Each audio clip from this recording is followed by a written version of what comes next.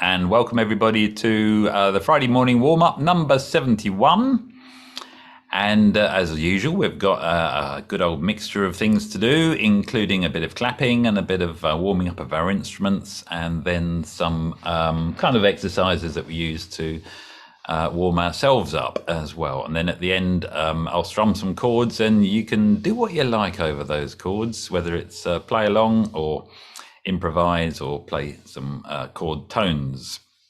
Okay, it's being recorded because it will be on YouTube probably by tomorrow if you want to watch it again, or if anybody else who's not here today wants to watch it. But you won't hear me saying that, will you? Until you watch it.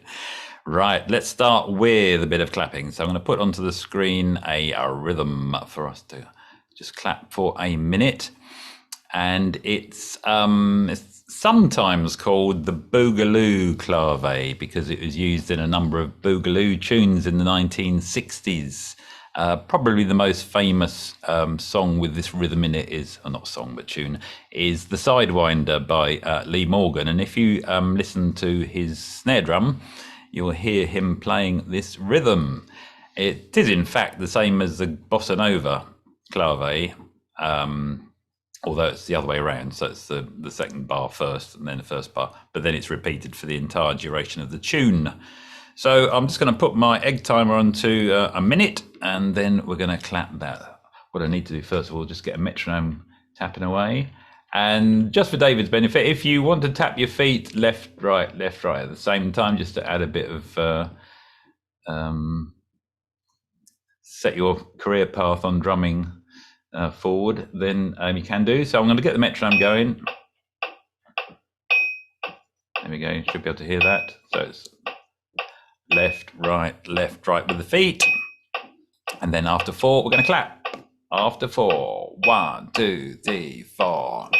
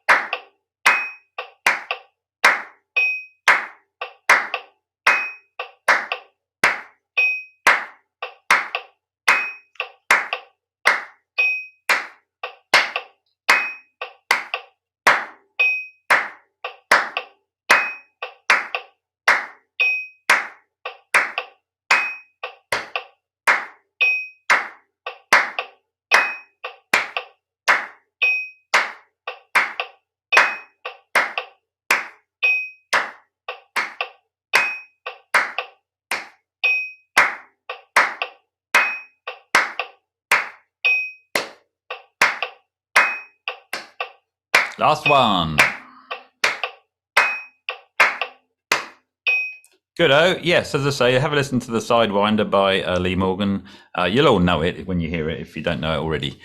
And okay, that's our Boogaloo rhythm for today. And nice to see Kay there walking on the spot and clapping, which only goes to show you can always walk through the park and clap these rhythms at the same time if you want to look a bit silly.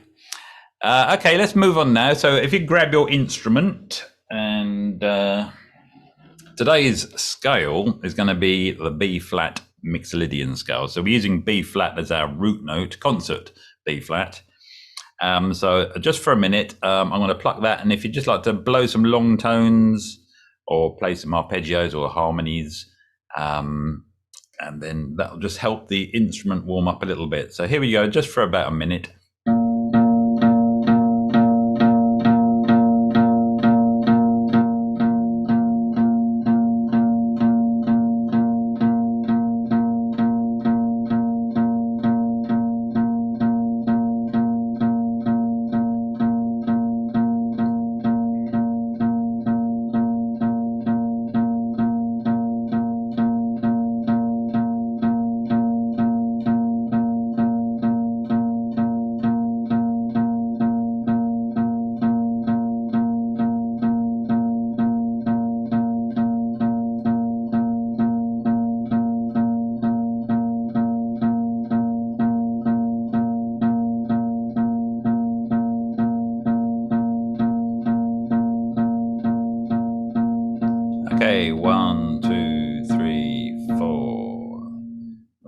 that should get the old instrument going, blow out a few cobwebs.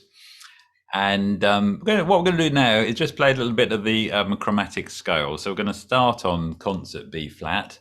And what we've been doing recently is going up to the tritone, which will be concert E, and then coming back down again. So we're going from concert B flat up to E and then back down to B flat. So we'll do that to start with. Okay, so we're starting on that note. Let me just get that a little bit louder. Right, here we go. Won't be very fast, so just that sort of a little bit slower. After 4, 1, 2, 1, 2, 3, 4. Down again.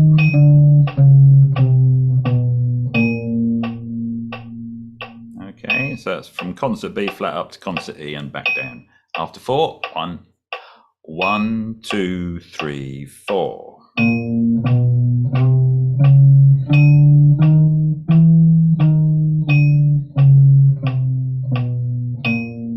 Do that one more time.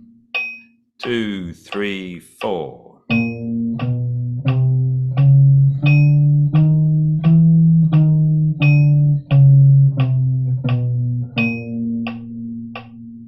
Okay, good. Now we're going to go from that higher note, the concert E, up to the octave B flat and back down again. So completing the whole chromatic octave. So from concert E up to concert B flat and back down again after 4. 1, 1, 2, 1, 2, 3, 4.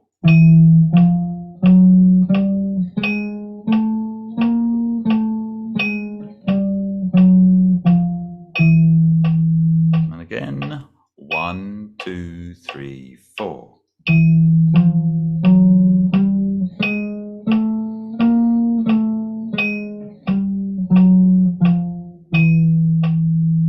One more time. 2, 3, 4.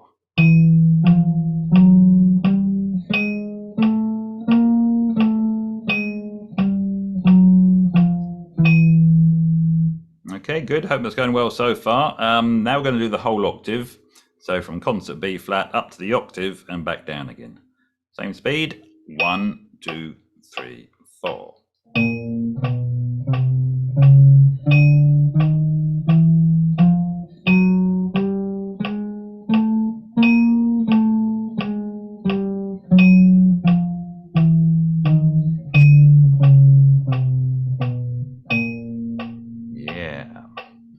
Let's do that a little bit faster. There we go, you can get an idea. 1, 2, 1, 2, 3, 4.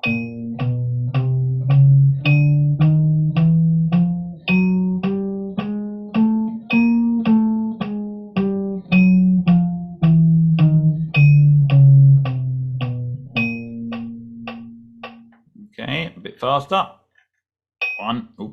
1, 2, 1, 2, 3, 4.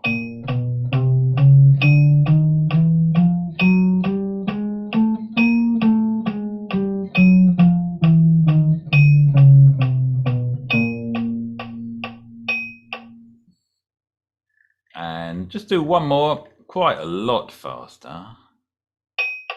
That speed. Here we go. 1, 2, 1, 2, 3, 4.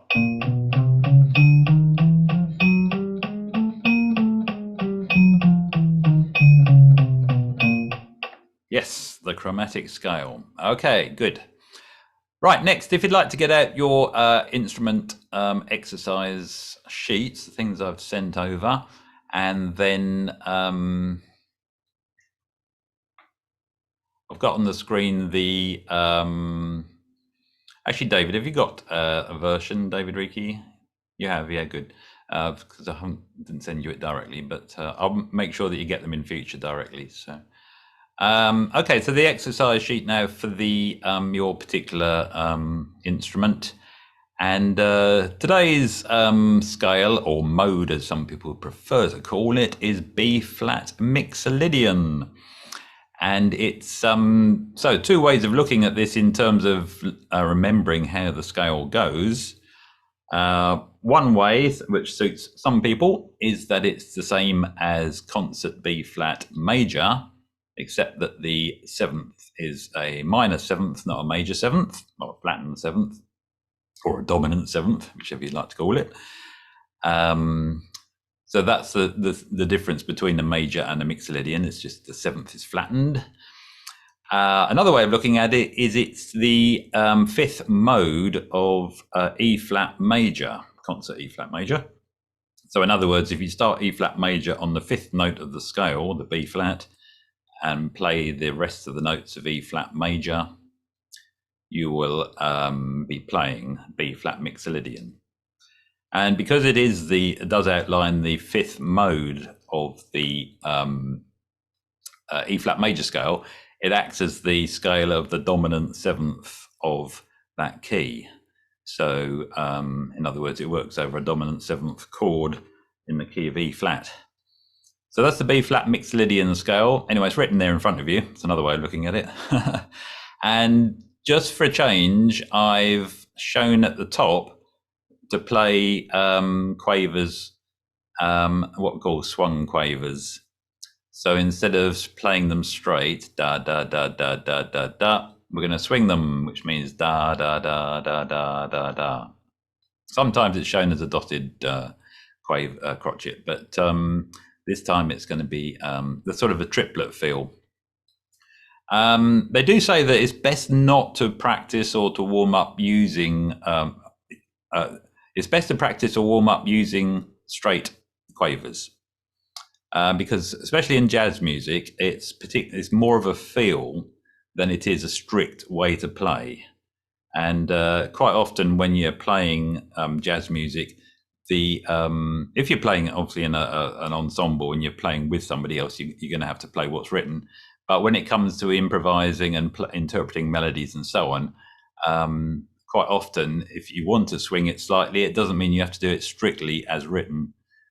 In fact, it's often not written as a swung quavers. It's written as a straight quaver, and you swing it by feel. So best to learn to play everything straight and then swing it when you feel like it, rather than learn to play it swung and then try and straighten it that way around. So, but anyway, just for a change, I've got it as shown as the triplet feel. So we're going to just play that first bar, which is the B flat concert mixolydian scale, and let me get the metronome down a bit from that last tempo we had for the chromatic scale. Just going to play that first bar once, and just before you get going, it's going to be that sort of rhythm. If you want to do the tonguing in the right place, yeah, slurring on the on beats, tonguing on the off beats as well. Great, if you want to do it that way. Okay, let's just play that first bar after 4. 1, 2, 1, 2, 3, 4. Do that again. 1, 2, 3, 4. And one more time. 1, 2, 3, 4. There we go. Good. Okay, let's do the second bar. So this is simply the same scale descending. So starting on the octave B flat. After 4, 1, 1, 2, 1, 2, 3, 4. And again, 1, 2, 3, 4. 2, 3, 4.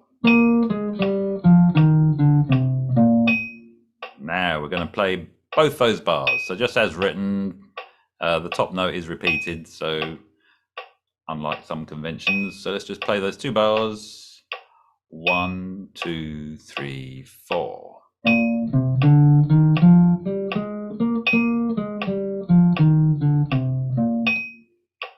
One more time. 1, 2, 3, 4.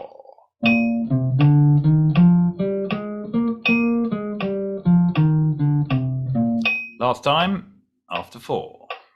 1, 2, 3, 4.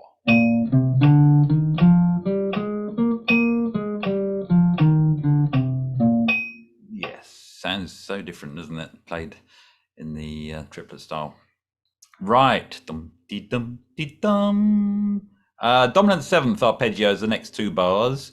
So as I said earlier, the this scale outlines if you take the 1st, the 3rd, the 5th, and the 7th of the mixolydian scale, you'll get the dominant 7th arpeggio for that particular root note. So if we're in concert, that's B flat. So this next arpeggio is showing the chord tones of a B flat 7 chord. So what we're playing here is the arpeggio of a B flat 7. So we're going to play bars 3 and 4 of the top line of the sheet just once. So bars 3 and 4 in one, and at the end stick a root note on the end just to finish it off. I've not shown that. Bars 3 and 4 after 4. 1, 2, 3, 4.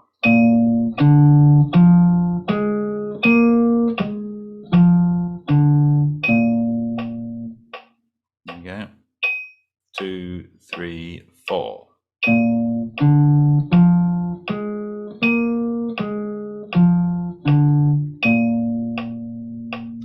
One more time. 1, 2, 3, 4.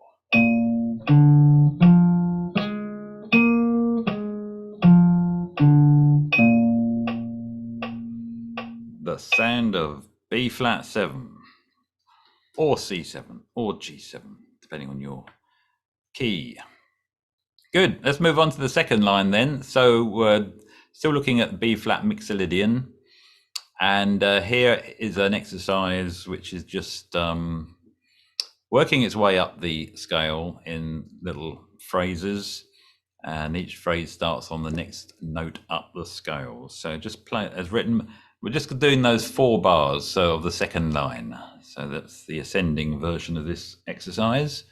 So here we go. It's after 4, second line all the way. 1, 2, 1, 2, 3, 4.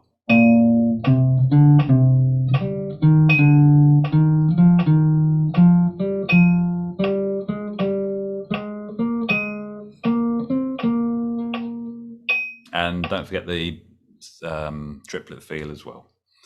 After 4, same second line. 1, 2, 3, 4.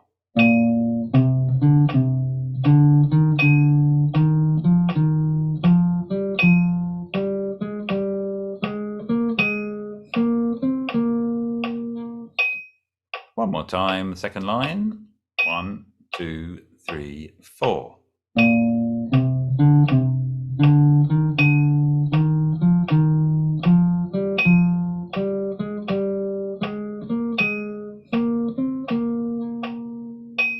Good. Hope it's going well. Let's move on to the third line. So this is the same idea, except descending from the higher root note. So starting on B flat concert. Third line all the way, all 4 bars. 1, 2, 1, 2, 3, 4.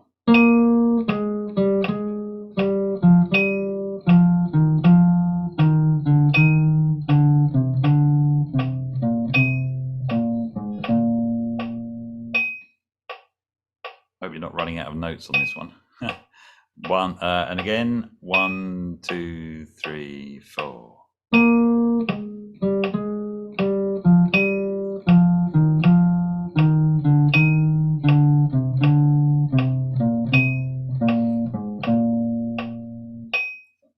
Third line, one more time. 1, 2, 3, 4.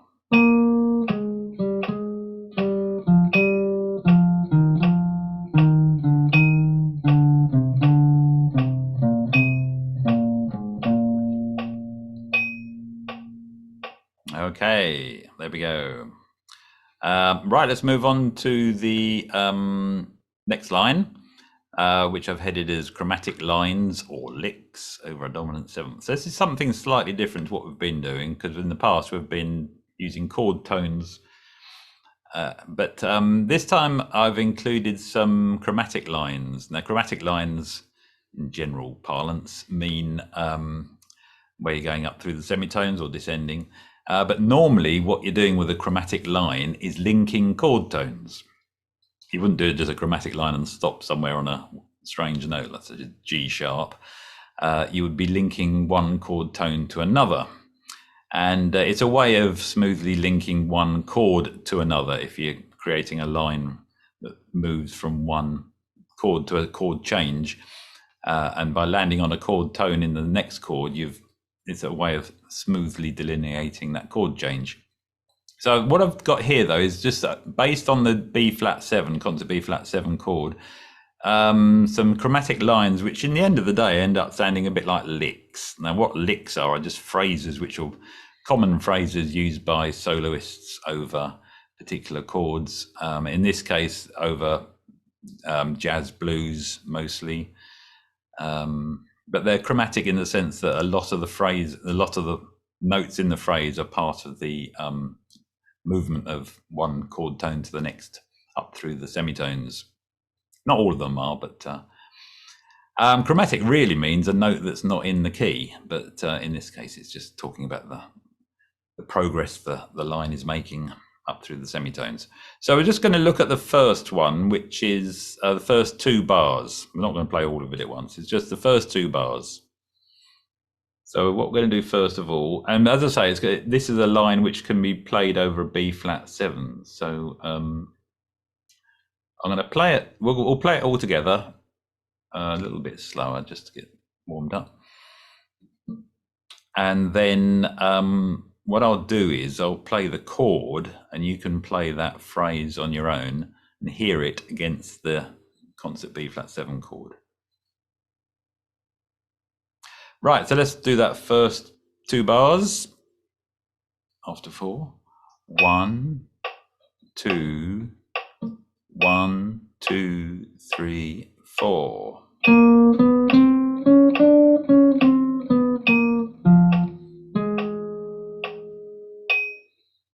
Let's do that again.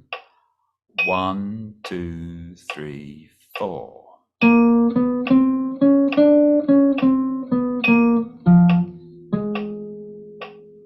One more time. 1, 2, 3, 4.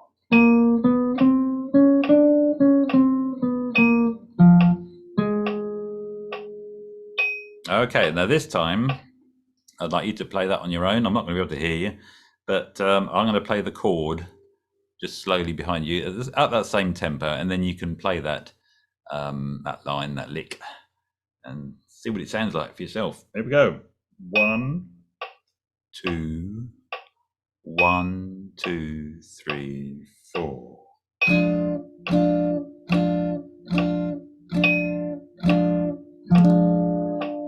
Let's just do that one more time before we move on to the next one. 1, 2, 3, 4.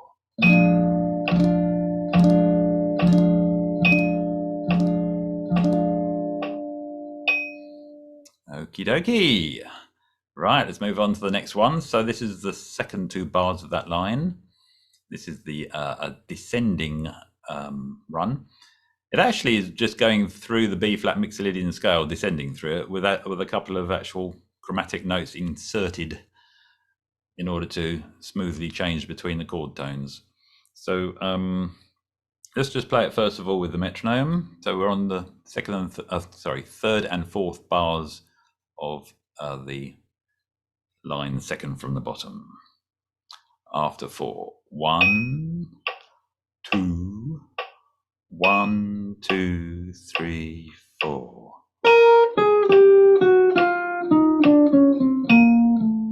Oops, sorry, that was total rubbish from my point of view. Let's do that again. 1, 2, 3, 4. Oh no, that was right. I think I might be right. Let's do that again. 2, 3, 4.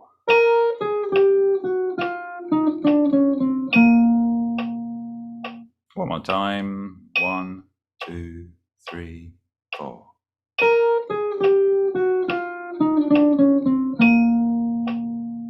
Yes, good. Now I'm going to play the chord again. So this time you can play it on your own and listen to it with the chord behind you. After 4. 1, 2, 3, 4.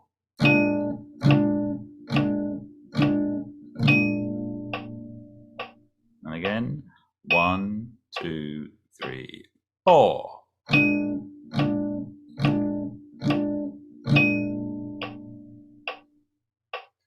1, 2, 3, 4.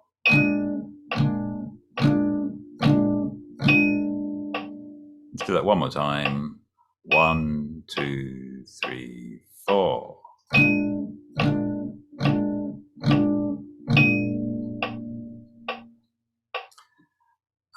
As I say, these are licks, very common sort of sounding phrases. A little bit like cliches, really. If you do them too much, it starts to sound a bit kind of, heard all that before.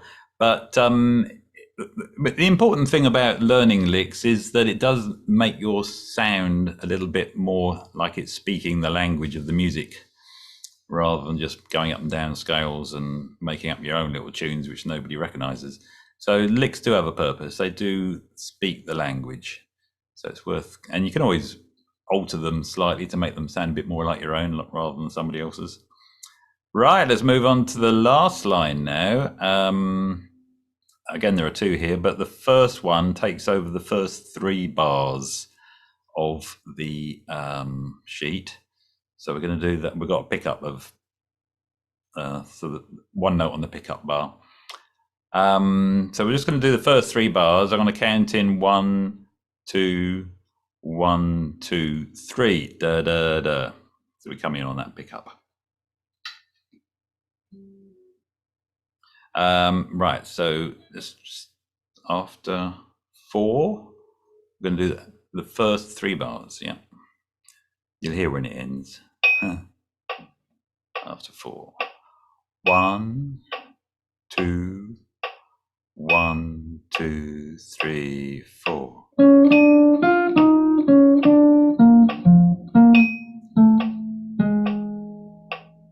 That's it. After 4. Well, after 2 and 4. Here we go.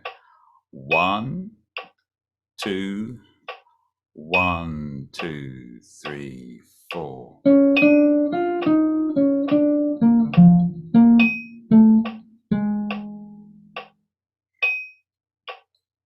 One more time. 1, 2, 1, 2, 3, 4.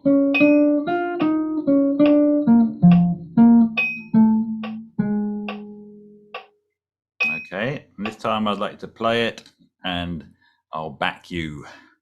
So I'm going to play the chords. 1, 2, 1, 2, 3, 4.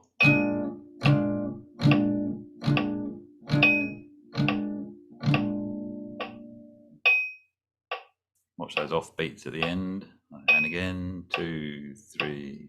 Sorry, 1, 2, 1, 2, 3, 4.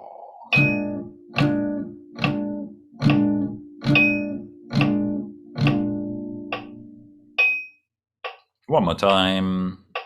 1, 2, 1, 2, 3, 4.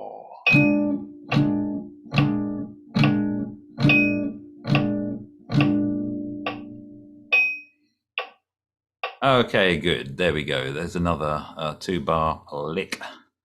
There's a funny word for it, isn't it, really? But that last one, I'm going to ignore that one. It's something I just chucked in there because there's a spare bar. It's nothing particularly interesting. You can play it if you like. But what we're going to do now is move on to me strumming the chords of a simple B-flat blues. And if you wanted to try any of these licks, they work over the root chord, so the first 4 bars. After that, you're on your own. Play chord tones, make something up, use the B flat blues scale if you like.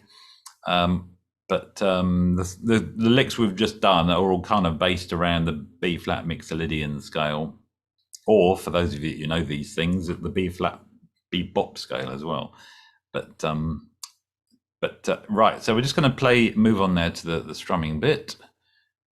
So these are the chords I'm going to play. I know it's all squashed onto the screen there, but that at the top there is a 12-bar blues, or the chords for it at least. Just a simple one, not a particularly complicated one. And if you want to try any of those licks over the first 4 bars, that's when they'll work the best. And then do a bit of noodling over the rest, or play some chord tones just to finish off. Anyway, this is for the last minute or so of today's session. So here we go. And a 1. I'm going to swing it a little bit as well. 1, 2, a 1, 2, 3, 4.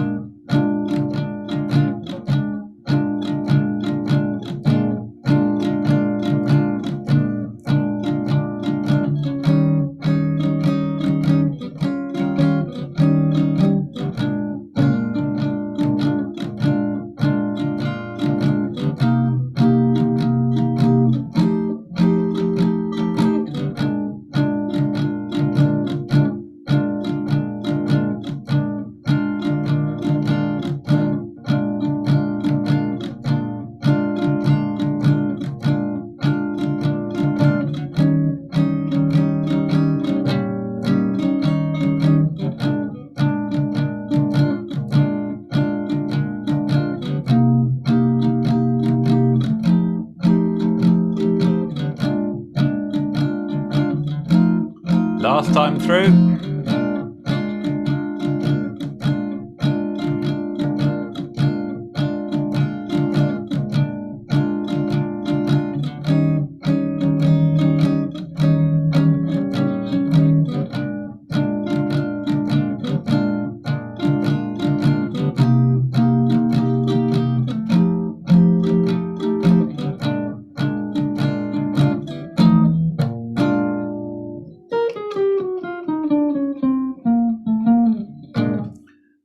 There we go, and that's our warm up for today. So thank you very much, everybody, for coming along, and for our new guy, David, for joining in as well. It's nice to see you. I hope you'd like to come back another time. You're welcome. Next one will be in 2 weeks. I'm off walking again. Can't stop walking. Doing the next half of the Kent coast, if anyone's interested. Right. So. Right, I hope the weather's fine for you, Dave. Yes, so do I. I'm not sure it will be, but have a lovely time. Yeah, thank you. All right, nice to see you all. Hello, Tony, as well. 1 or 2 others.